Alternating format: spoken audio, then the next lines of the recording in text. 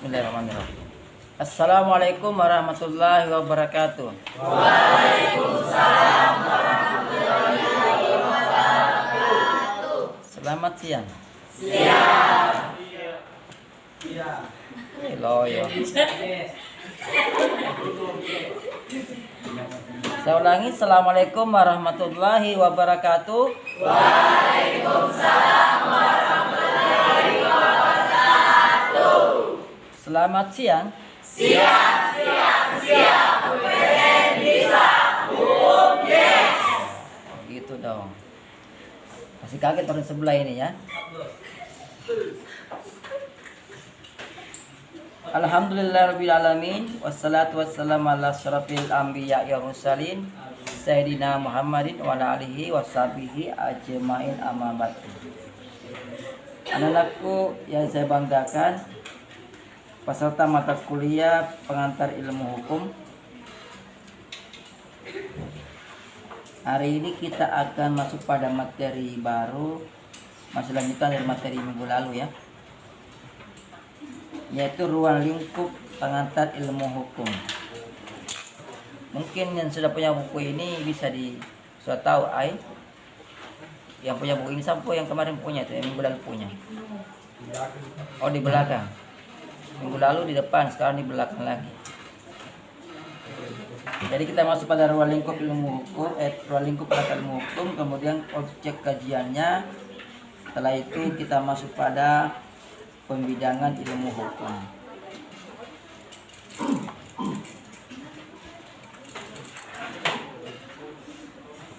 Ada yang mau tanyakan terkait dengan perkuliahan minggu lalu? Tidak ada?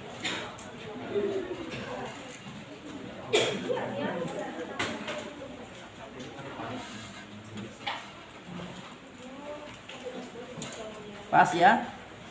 Yang minggu lalu jelas ya? Alhamdulillah. Semoga nanti betul terbukti di ujiannya.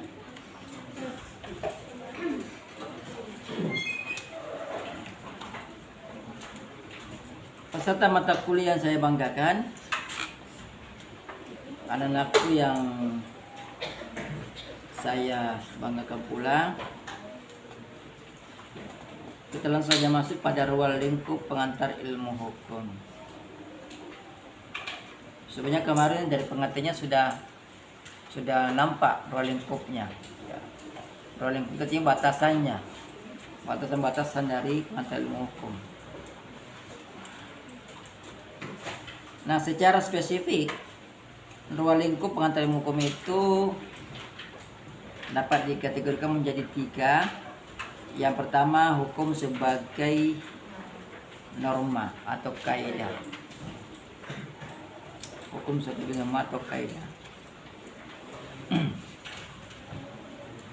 Ada yang ingat berapa norma dalam kehidupan kita ini? Ada berapa norma? Ada 4. Norma apa saja itu? Sopanan. Ya. Ya, apa lagi? Ya, 3 apa lagi? Norma kesusilaan. Ya. Tadi sudah disebut kesopanan ya. Nah, hukum itu sebagai norma atau kaidah. Jadi dia salah satu bagian dari keempat norma dalam bermasyarakat itu ya. Salah satu. Ada yang bisa membedakan antara norma hukum dan norma-norma lainnya? Ada yang bisa pembeda? Jadi hukum itu salah satu norma ya. Jadi hukum sebagai norma atau kaidah. Kaidah ya, bukan kaidah ya, kaidah. Norma, bukan norma tetangga ya. Norma betulan ini ya, bukan norma tetangga. Jadi hukum sebagai kaidah atau norma itu menempatkan hukum sebagai pedoman. Ya, pedoman dalam kehidupan sehari-hari. Karena dia pedoman, maka dia hukum itu mengatur segala aktivitas manusia. Sama sebenarnya lain, dan aja begitu mengatur juga. Norma kesusilaan, norma kesopanan, norma apa lagi? Sopan saya sama ya, sopan santun, agama, ya, kesusilaan. Itu intinya mengatur, ya, menjadi pedoman bagi aktivitas kita sehari-hari. Ada yang bertanya dekat ini? Atau ada tadi yang mau menjawab apa bedanya antara norma antara hukum sebagai norma dengan norma lainnya? Belum bisa ya? Nantilah kita akan ajarkan, bawakan nanti di pertemuan, kalau tidak salah pertemuan berikutnya ya. Atau bisa kalian tonton YouTube saya, ada di YouTube saya itu 4 norma dalam kehidupan bermasyarakat menurut Profesor Suditno Mertokusumo. Silakan di share di YouTube saya ya. Scroll ke bawah ada itu. Kalau tidak salah itu hari saya buat secara langsungnya ada di live streaming. Nah, masih dalam hukum sebagai norma atau kaidah. Jadi hukum itu mengatur segala aktivitas manusia. Hukum mengatur segala aktivitas manusia. Saya tuh kalau mengajar sekali berdiri. Ya. Karena katanya laki harus suka berdiri ya. Kecuali perempuan suka duduk. Saya senang penyanyi lagi antara ini ya. Biar juga mudah kalian ikut saya sapi juga. Bismillahirrahmanirrahim. Kalau kalian berapa? Waduh, benar semua ya. 2007, 2005. Di belakang mungkin 2004 ya? Iya. Salah saya. Kalau saya 2010. Saya sama. Hukum sebagai norma, ya. Hukum sebagai norma berarti hukum mengatur segala aktivitas manusia. Dari pemahaman ini nanti juga akan kita bahas, akan singkat kesini sekarang. Dari pemahaman ini maka hukum itu tidak mungkin lengkap semua. Hukum tidak mungkin lengkap semua. Kenapa? Karena hukum tadi mengatur segala aktivitas manusia. Mulai dari bangun tidur hingga tidur lagi itu diatur oleh hukum. Norma hukum. Yang lain juga begitu. Norma kesusilaan, sopan santun, norma agama, ya, itu juga mengatur. Tapi ada perbedaannya dengan hukum sebagai norma. Atau ada mungkin sejauh perbedaannya? Kalau tidak ada sejauh, nanti saya akan menjawab saja. Ada pertanyaan? Tidak ada? Ayo bertanya dulu. Saya malas kalau tidak ada pertanyaan. Ini banyak orang ini masih ada pertanyaan. Ada berapa? 54 ya? 55. Oh my god. 50 orang. Ini kalau demo semua ini dari tercekan semua dosen ini kalau demo semua ini. Ya. Jadi yang soal ini pas aku dari soal ini lain cerita. Itu ya. Jadi hukum sebagai norma atau kaidah itu mengatur segala kehidupan manusia. Mulai dari bangun tidur hingga mau tidur lagi. Ya, diatur oleh hukum. Oleh karena itu, maka hukum itu tidak mungkin lengkap. Jadi pemahaman dari Profesor Suditno Mertokusumo. Anda pernah dengar nggak namanya tersebut? Belum pernah?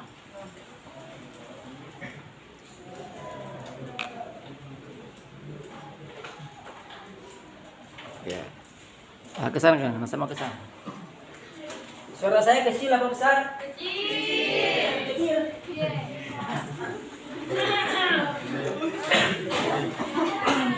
saya ulangi. Pemahaman bahwa hukum sebagai kaidah itu berarti hukum itu mengatur segala aktivitas manusia. Mulai dari bangun tidur hingga tidur lagi. Mulai bangun bobo hingga mau bobo lagi. Bobo. Pagi, siang, malam, semua diatur oleh hukum. Jadi hukum itu sebagai norma itu menjadi pedoman untuk berperilaku. Nah, dari pemahaman ini sehingga kita bisa menyimpulkan bahwa hukum itu tidak mungkin lengkap. Yang saya maksud adalah hukum tertulis.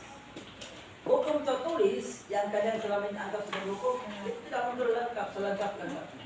Hukum tidak mungkin mampu mengatur semua. Ya, karena banyaknya aktivitas manusia. Ya, banyaknya aktivitas manusia. Misalnya contoh kecil saja, meludah dalam ruangan kelas, ada nggak aturan hukumnya? Kalau tidak ada, dan yang kalian anggap hukum adalah yang tertulis. Tidak ada aturan untuk apa bikin aturan tertulis bahwa dilarang kencing dalam ruangan kelas. Tanpa diatur pun orang tidak mungkin melakukannya. Betul tidak? Betul. Dia itu pada norma kesusilaan misalnya. Masa mau kencing siapa lagi laki-laki di sini? Ya kan nggak mungkin. Dia jadi orang gila. Ya, seperti itu. Sehingga muncullah pemahaman bahwa hukum yang tertulis itu tidak mungkin lengkap. Mengapa demikian? Karena hukum mengatur segala kehidupan manusia. Dan kehidupan manusia, aktivitas manusia itu dalam kehidupannya sangatlah banyak. Satu saja punya jutaan aktivitas, apalagi kalau seluruh rakyat ini diatur tidak beda. Makanya ada hukum yang bersifatnya general, hukum umum, ada yang sifatnya lebih istilahnya lebih ke teknis. Ya. Itulah hukum. Jadi jangan berharap bahwa karena mentang-mentang kalian sudah belajar PIH, Anda tahu bahwa hukum itu mengatur segala kegiatan manusia, Pak. Semua aktivitas itu diatur oleh hukum. Jadi kalau kalian mau cari kegiatan, selalu cari hukumnya. Jangan salah kaprah. Ya, maksud seperti itu. Kemudian yang kedua, hukum sebagai gejala perilaku. Nah, di sini ini menutup kekurangan dari hukum sebagai norma. Hukum sebagai norma itu atau kaidah itu punya kekurangan. Kekurangannya apa? Dia tidak mungkin mengatur semua perilaku manusia. Ya, tidak mungkin mengatur semua aktivitas manusia. Makanya hukum tidak mungkin lengkap selengkap-lengkapnya. Upaya untuk melengkapi hukum ada, usaha ke sana ada. Tapi untuk mewujudkan hukum yang lengkap selengkap-lengkapnya adalah hal yang tidak mungkin. Sehingga yang kedua itu maka hukum sebagai perilaku masyarakat atau perilaku atau gejala sosial. Ya, hukum sebagai perilaku masyarakat. Artinya apa? Di dalam perilaku masyarakat itu ada hukumnya. Itulah hukum. Perilaku masyarakat, perilaku individu itu juga bisa menjadi hukum. Kalau sudah di tataran S3 kalian nanti kalian akan temukan cara berhukum. Cara berhukum ada dua. Yang pertama, ya, berhukum dengan cara artifisial. Yang pertama substansial. Sorry, saya jadi bolak-balik ya. Yang pertama berhukum secara substansial. Yang kedua berhukum secara artifisial. Mengapa saya tidak bolak-balik? Satu dua itu punya makna. Yang pertama itulah hukum yang pertama. Itulah cara hukum kita yang pertama, yang paling pertama yang kita lakukan di dalam kehidupan kita sehari-hari. Berhukum secara substansial.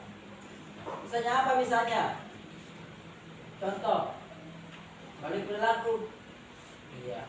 Orang dahulu melakukan perjanjian tidak perlu teken hitam di atas putih, tidak perlu tanda tangan. Ya, cukup bilang iya saja saya mau, orang setuju. Orang itu sudah perjanjian namanya. Sampai sekarang masih berlaku. Orang dulu kalau berjanji menaati janjinya, itu sudah hukum, itu berlaku hukumnya. Tidak boleh buat aturannya lagi. Kalau buat perjanjian harus tak perjanjian tidak perlu. Kita berhukum secara substansial. Kalau perilakunya masyarakat, ya, supaya di daerah Papua masih banyak terlalu seperti itu. Masih terlalu sangat tradisional. Di Kolaka juga masih tradisional. Seperti itu. Itu berhukum secara substansial yang asli. Hukum itu lahir dari perilaku manusia. Apa yang sudah menjadi perilaku manusia secara turun-temurun atau kebiasaan itulah hukum. Ya, kalau di Makassar kita kalau misalnya orang ditikam sama mati, itu hukumnya di Kota Makassar. Kalau di sini, ya ada yang rugi. Kalau di sini, apa istilahnya? Kita kurang. Ada hukum adatnya itu. Jamin dan rugi dibayar ya, sudah mahal sekali bayarannya. Jadi wajib berlalu sekitar orang. Jadi banyak ngomong. Ya, apa namanya? Apa namanya orang kasih? Apa namanya istilah kalau ganggu istrinya orang atau ganggu ya selingkuh dengan istri orang?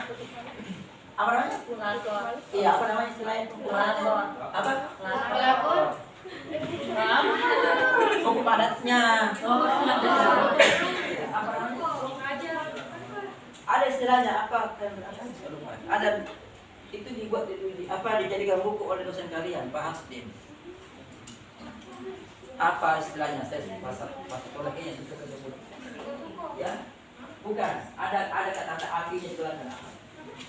ada nama apinya. Iya, artinya ganti rugi. Tutup malu kan? Tutup malu, ya. Itu ya bisa didamaikan, ya tergantung kalau banyak uang ya. Itu loh contohnya, itu hukum itu, ya hukum. Jadi berhukum dengan perilaku, itu hukum sebagai gejala perilaku masyarakat. Beda kalau berhukum secara artifisial. Kalau berhukum secara artifisial, artinya orang berhukum dengan cara melihat teks hukum. Hanya ke undang-undang saja. Ada nggak aturannya diatur ini? Ada nggak larangannya diatur ini? Ada nggak larangannya? Kalau tidak ada berarti boleh. Ya, ada kan? Oh tidak ada berarti boleh. Jangan kenakan larangan. Nah dibolehkan. Atau mungkin tergantung kepada masing-masing individu. Karena tidak belum tentu sesuatu yang tidak ada larangan dalam hukum dibolehkan. Belum tentu. Ya, sama tadi kencing dalam ruang kelas. Tidak ada aturan tertulisnya. Tapi pertanyaan boleh apa tidak? Tidak. Kemudian tidak. Karena masih baru sih. Ya. Jadi tidak perlu dibuat aturannya.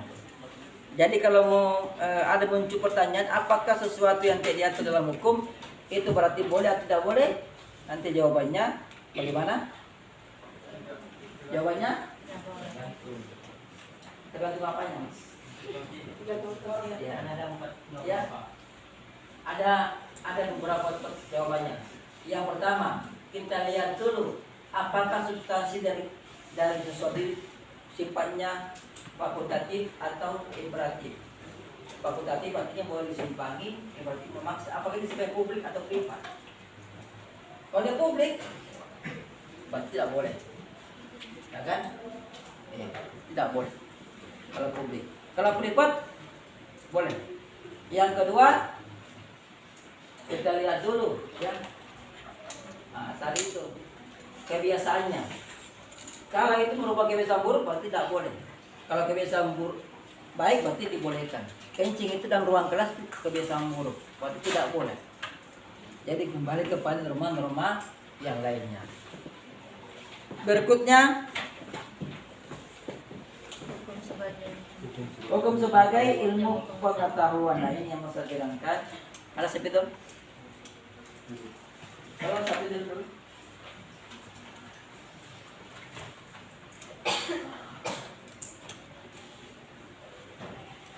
Hukum sebagai ilmu pengetahuan.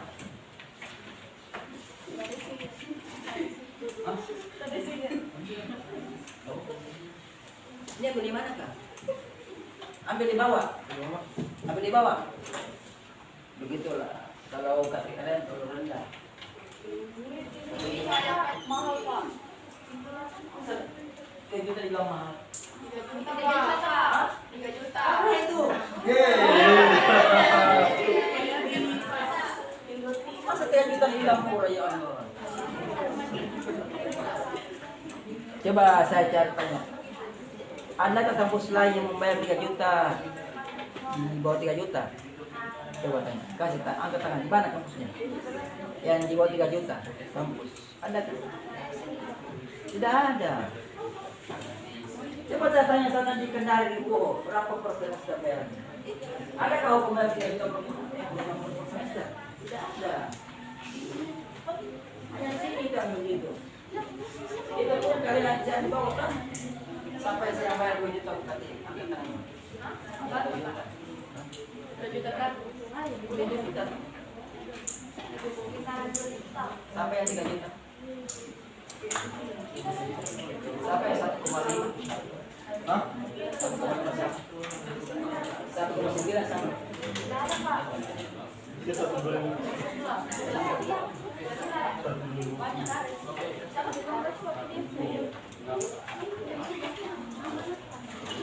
Mahal.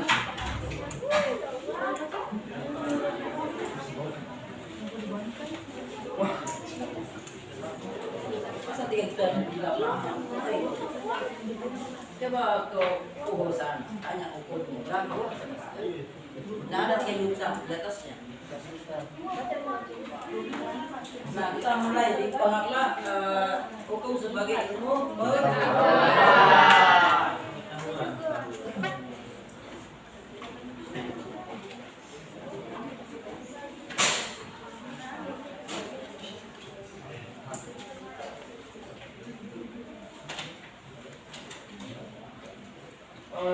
mau bandingkan mati coba tanya ke Papua ini.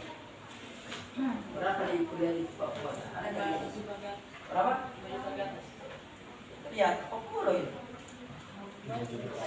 Kalau di situ itu mah Papua itu terus 5 juta. Ya, belum di menarik di atasnya lagi. Selain memang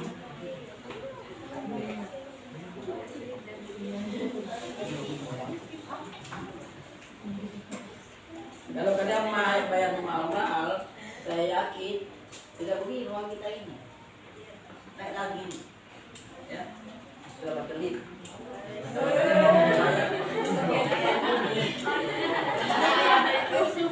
Terbang, ya kita tidak mahal, sudah wajar lah ya, makanya jangan terlalu muluk kalau kita punya kualitas pasti seperti itu. Misalnya ada adik-adik yang bisa yang mau bayar bisa 15 juta misalnya. Hukum sebagai ilmu pengetahuan itu dibagi dua, ya. Dibagi dua pengertian. Yang pertama hukum Dalam arti luas. dalam arti luas.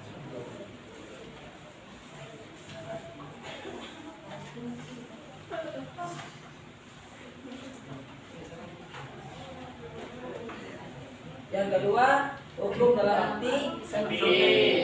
Sengaja ada luas, ada sempit. Nanti itu sempitnya ya.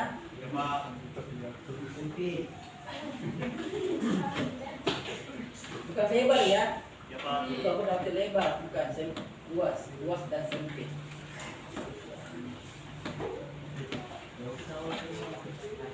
Hukum dalam arti luas artinya adalah Membahas segala sesuatu tentang hukum. ilmu hukum. Nggak usah. Sudah bisa kalian begini kalau kalian murah sekali. Ada orang di ruangan, Pak. Ah, Ada orang di ruangan. tidak usah itu saja. Saya cukup berpidato saja. Jadi hukum dalam arti luas artinya hukum mencakup segala sendi hukum, ya. Semua hukum arti luas, baik dia prinsipnya atau asasnya, ya. Tapi semua, ya. Arti luas. Bisa bicara masalah nilai, ya. Prinsip hukum, tujuan hukum, itu hukum dalam arti luas, segala-galanya. Paham ya? Kemudian hukum dalam arti sempit artinya hukum yang hanya mempelajari hukum positif. Hukum positif.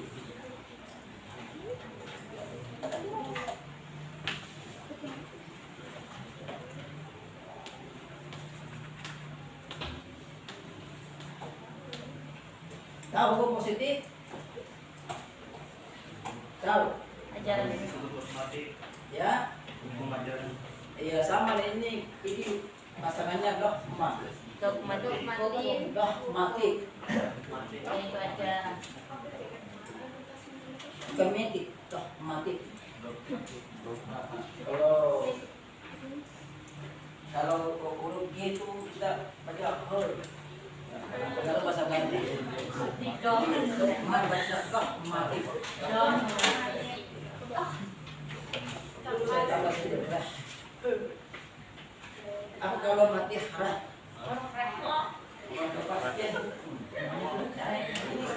Ini sudah kita harus pada hafal ya. Kalau dihafal tapi diingat. Karena saya tidak hafal, kan tidak perlu juga. Saya ingat. Dah mati harap. Nah, hukum positif sini di sini saja. Ini makin lama yang dipakai makin habis. Kayak jus, makin bisa makin habis. Ya, kayak jus. Jus. Iya. Mana tahu jus tak? Tahu. Ya, makin bisa makin habis di sini. Ini makin bisa makin habis. Sama dengan ATM. Iya. Makin habis. Ya. Ini tarik. Tahu yang positif? Tahu? Tahu. Apa itu hukum positif? Ajaran hukum. Hah? Ajaran hukum. Ajaran hukum.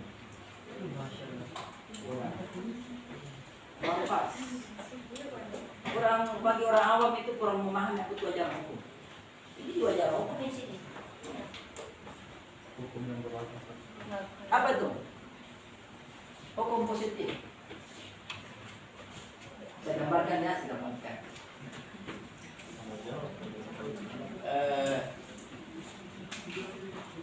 Jam berapa sekarang? 2024. Negara ini negara apa namanya? Indonesia. Indonesia.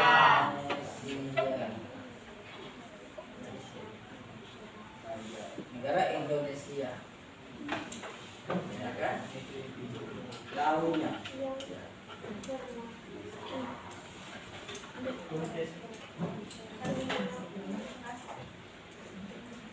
Ini wilayah ya, wilayah. Ini ada orang-orangnya. Ini buat kita waktu. Ya. Ini menunjukkan wilayah. Ini menunjukkan masyarakat.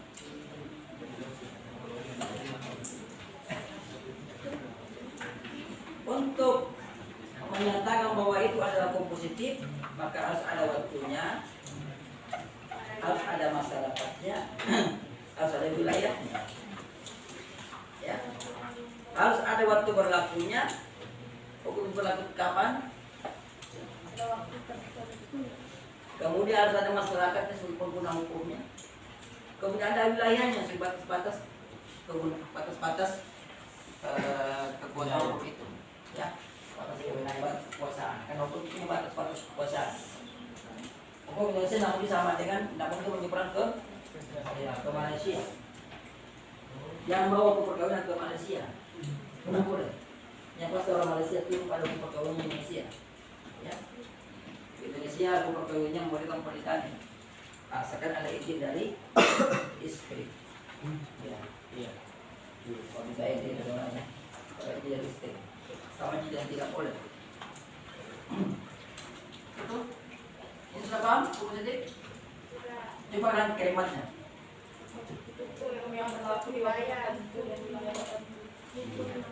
Hukum positif adalah hukum yang berlaku pada wilayah tertentu, pada masyarakat tertentu dan pada waktu tertentu. Kalian tahu mana tertentunya? Tahu mana tertentunya? Jadi kalau saya lihat sekarang tahun berapa? 2024.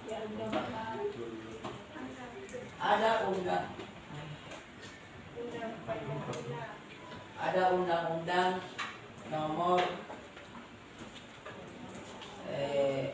ini di tahun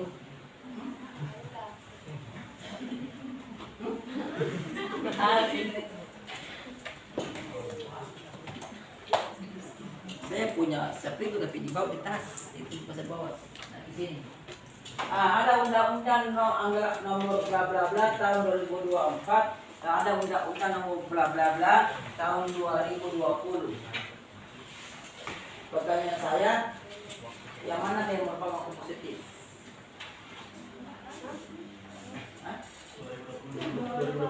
Ini ilustrasi ya. Kamu dia terserah, kamu SS misalnya tahun 2024. Kemudian ada lagi undang-undang nomor SSS tahun 2020. Pertanyaannya, yang manakah yang merupakan hukum positif? 2024 karena iya.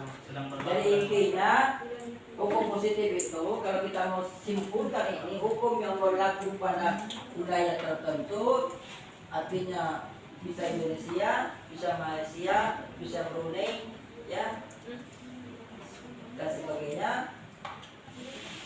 Kemudian berlaku pada masyarakat tertentu, bisa masyarakat Indonesia dan sebagainya, dan berlaku pada waktu tertentu. Artinya hukum yang berlaku pada saat sekarang, ya, hukum yang berlaku pada saat sekarang. Jadi walaupun dia di undang-undangnya dibuat tahun 2020, kalau masih berlaku pada saat sekarang masih tetap menjadi hukum positif. Kalau tidak ada hukum yang baru. Bisa dipahami? Bisa. Jadi hukum undang SMP itu dia mengacu kepada hukum positif. Artinya ilmu hukum yang hanya mempelajari hukum positif saja. Itu hukum undang SMP. Dia hanya mempelajari hukum positif saja atau dogma. Tipenya dogma. Dogma. Dogmatik. Dogma itu kepastian. Pasti. Mengapa dia pasti? Karena sudah tertulis. Ya, sudah dibuat rumusannya dalam kalimat hukum, dalam bentuk tulisan, sudah ditulis. Jadi pembuat hukum itu suka sekali menulis. Ya, itu DPR di pusat suka menulis kadang-kadang. Ya, juga menulis atau dituliskan. Ya, kalau saya dituliskan, namun gimana kan ketik itu? Apa tinggal baca? So, menulis. Gitu. Jadi mengapa dia katakan pasti? Karena sudah tertulis. Itulah yang maksudnya dengan hukum tidak sempit. Yang mana tuh tidak sempit? Atau yang mana hukum positif? Misalnya hukum pidana. Ya kita undang-undang hukum pidana, kita undang-undang hukum perdata, kita undang-undang pidana. Ya, hukum pidana secara umum, hukum perdata secara umum itu semua. Undang-undang perkawinan sebagainya. Itulah hukum positif. Ya, hukum yang berlaku pada saat ini. Sudah paham? Bisa ya? Bisa nggak bisa dipisahkan ya? Ya itu artinya hukum positif. Nah, jadi di dalam PKH ini sebenarnya kita akan juga ini sedikit ini hukum dan semester. Tapi lebih luasnya lagi ini akan dipelajari nanti di semester 2 kalian. Nah, mata kuliahnya ada P. Ini saya sudah tahu bahwa ini tidak aman, tapi saya masih coba aja. Ya, artinya orang saya dua sudah mengenal.